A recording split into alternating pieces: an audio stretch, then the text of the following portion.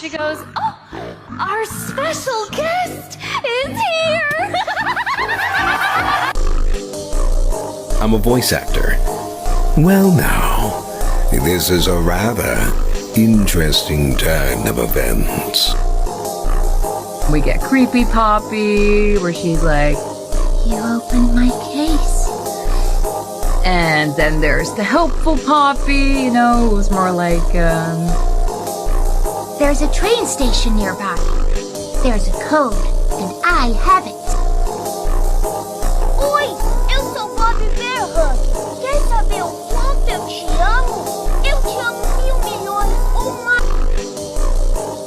Hi, my name is Elsie Lovelock and I'm the voice actor for Mommy Longlegs in Poppy Playtime Chapter 2.